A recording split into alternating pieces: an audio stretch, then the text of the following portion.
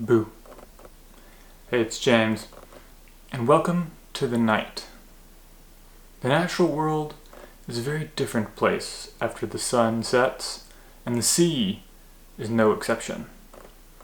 Now, while there are a multitude of stories that I would like to relate to you about the dark waves and what lies beneath them, I wanted to start with this particular tale. A story shot in mid-water in the middle of Quartermaster Harbor. Only by the light of our cameras and the light of the moon we enter the world of the moon jellies.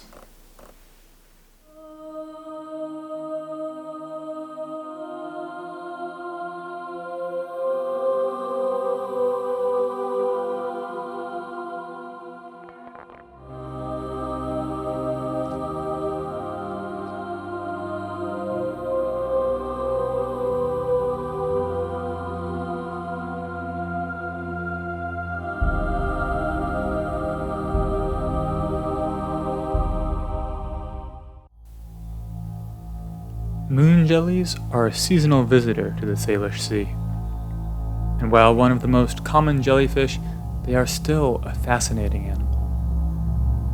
During the warm months of summer, when nutrient-rich waters of this area are bathed in sunlight, great growing occurs, first with algae and microplants, and soon after, the animals that graze on them. It doesn't take long for those that hunt the grazers to show up either. That is the role of the moon jelly.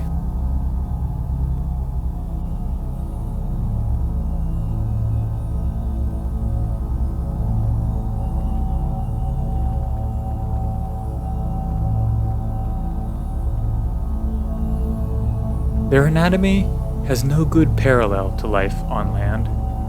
It is a strange body shape indeed. The rings at the top of their bell, because you wanted to know, are actually their gonads. That'll teach you to be curious.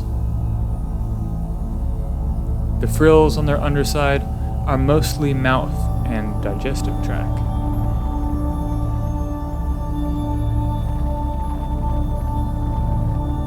The edge of their bell, that is where the action is. Hundreds of tiny tentacles line the fringe, with hundreds of pneumaticist stinging cells each. They can't penetrate human skin, but for small prey they are quite deadly.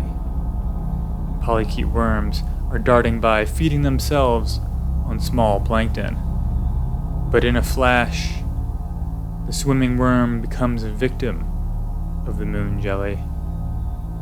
Paralysis quickly sets in as the venom penetrates into the worm. Soon, the polychaete will be passed to the frills that make up the jelly's mouth and digestive tract to be liquefied and wrung of its energy.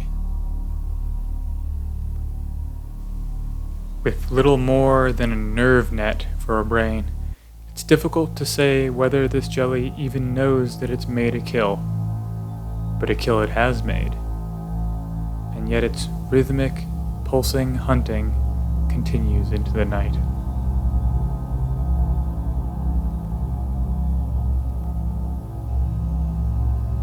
In what seems to be a streak of luck for this jellyfish, a second worm beelines into its tentacles.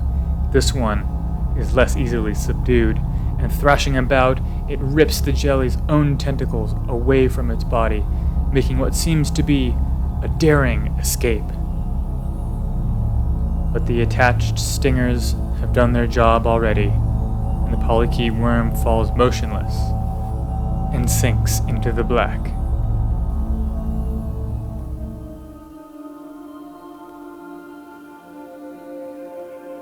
These patient and quiet predators bloom each summer in Quartermaster Harbor, and while they're no threat to us, they are certainly an example of the dangers that lurk in a nighttime sea.